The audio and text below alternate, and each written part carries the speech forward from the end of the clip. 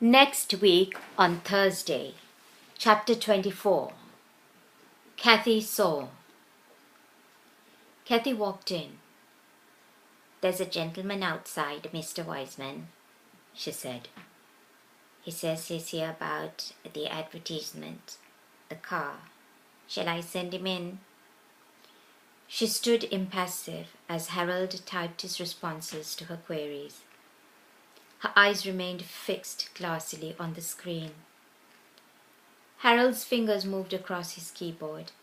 He was oblivious to the handful of words from our unfinished conversation lingering at the top of the screen.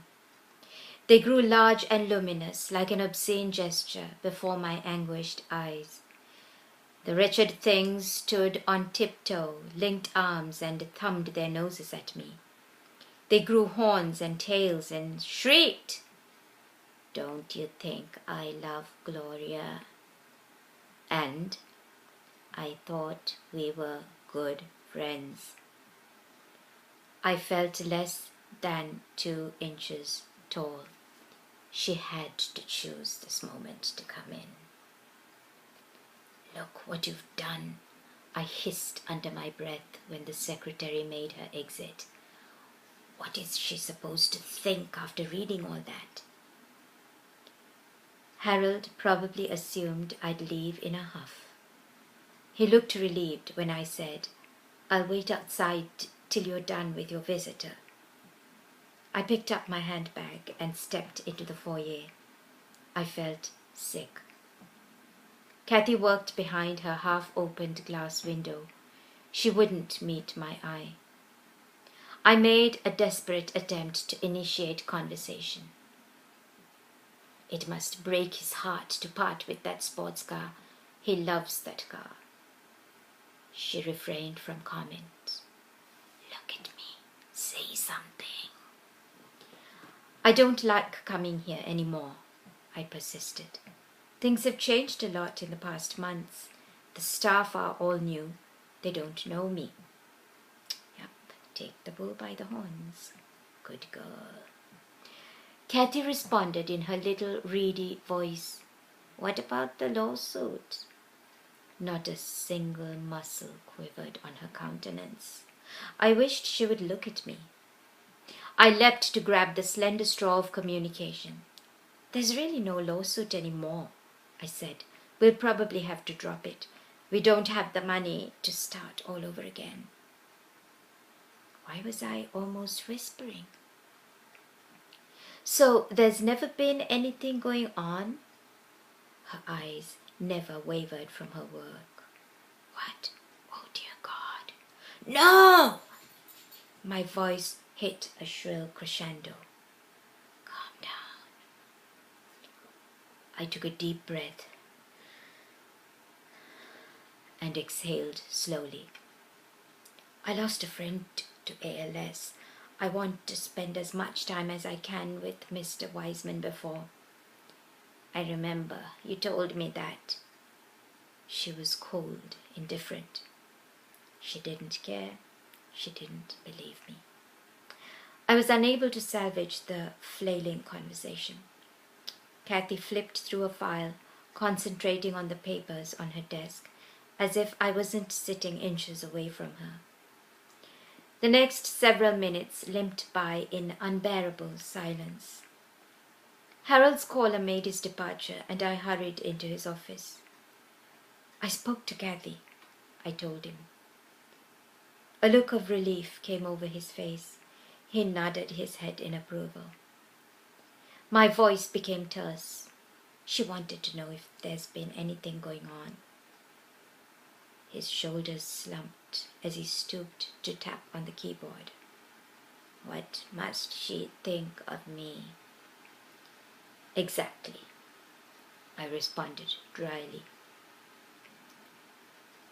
Cathy left a little past 5 o'clock. She was followed by Gloria's friend, Fran, who used the upstairs office. Harold and I made desultory conversation for a little while longer. Our remarks were neutral and insipid. We lacked the emotional energy to deal with the elephant lingering in the room. It was easier to ignore it. I heard myself uttering unintended words. Do you want me to come in on Tuesday at 5 for a few minutes? His face brightened, his head jerked, and I read his lips when they mouthed, Do you mind? It's your comfort and happiness that matters, I answered without hesitating. I shouldn't really care about anything else. His chest rose when he drew in his breath and exhaled. Harold reached continuously for fistfuls of Kleenex in a futile effort to staunch the relentless flow of saliva. A waste paper basket sat close by to receive the sopping wads he drew out of his mouth. I remembered Pauline. We sat for some moments on the sofa by the antique table. The vice around my heart tightened until the pain inside was unbearable. I reached out and touched the back of his head. Your hair is so rough, I spoke softly. The moment was made for whispers. He shrugged as if to apologize for the texture of his hair, and his lips moved. I love you, he breathed soundlessly. Me too. I could barely hear myself. I don't understand it, do you? He shook his head and smiled. Harold's eyes brimmed over with tears and deep affection. The mischief had fled from them. The merriment had packed its bags and departed, leaving behind an unfamiliar veil of apathy. He leaned forward and touched my face with his hand. His bony thumb moved gently up and down my cheek. It felt cold and dry. God has no hands or feet or lips in this world, so he uses mine. I still whispered. When I hug you, he is putting his arms around you and holding you close because he loves you so much.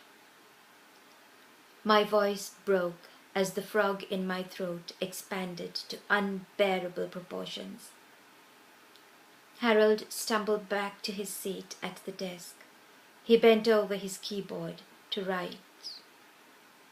Will you give me a hug and monitor my heartbeat? He looked lost and very tired. I walked over to his side and wrapped my arms around the fragile frame. His heart pounded against my ear.